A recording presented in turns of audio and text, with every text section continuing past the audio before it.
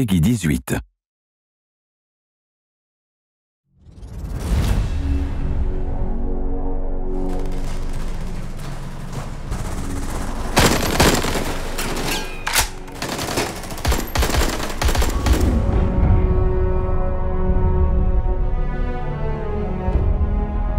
It's very important for us to play the game consistently and constantly because the more you know about what you've built, the more you know about how it works and what works and how you want to stress it moving forward. It helped us grow as a team. It also knew that we had something special in our hands as a competitive game with depth. What we were looking at while developing it, obviously we had a few clear axes that we wanted to respect. There's a certain idea of reactivity. The fact that we're running in 60 FPS, for instance, is very important for us. You want the two sides to have just as much chances to win, so you want things to be balanced. But when it comes to multiplayer, there's no magical recipe, so you have to test and keep on testing, keep on testing. En fait, la meilleure façon qu'on a trouvé de pratiquer le jeu en interne, en tout cas, c'était de faire du tournoi et de faire de la compétition en interne. Donc la compétition, c'est pas forcément quelque chose que l'on a designé. On s'est pas dit, allez, on va commencer sur un terreau compétitif. La compétition est née naturellement, en fait.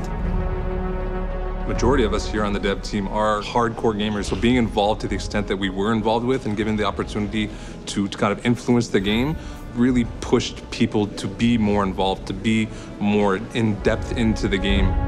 And then we saw how many people were watching tournament matches being played. And, following from one player's perspective was always great, but we thought, there's so much more going on in a match than just what one person is experiencing. Quand on regarde un FPS, en fait, on voit 90%, 100% quasi 100% de l'action en étant dans la vue caméra du joueur. Et nous, dans notre spectateur mode, on a fait le contraire. Je regarde l'intégralité de l'équipe, je vois tous les mouvements se faire, je vois tout le travail préparatoire. Et après, quand j'ai besoin, je peux aller directement voir l'action individuelle.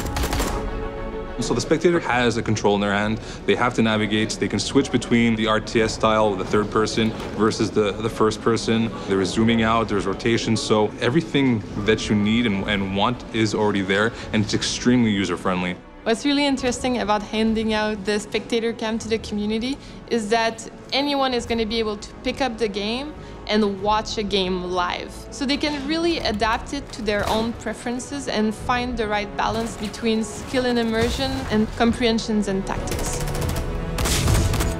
On a toujours voulu en tout cas faire en sorte que ce jeu-là puisse faire participer les joueurs parce que c'est ça qui fait la différence. Et quand on voit que l'on joue et qu'on se laisse happer, absorber, qu'on commence à avoir même des comportements de mauvais joueurs, etc., ça veut dire qu'on est vraiment en train de jouer.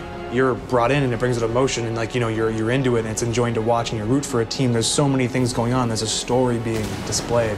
Games being able to do that now and Siege possibly being able to do that for a lot of people as well is something that, it's awesome, it's amazing.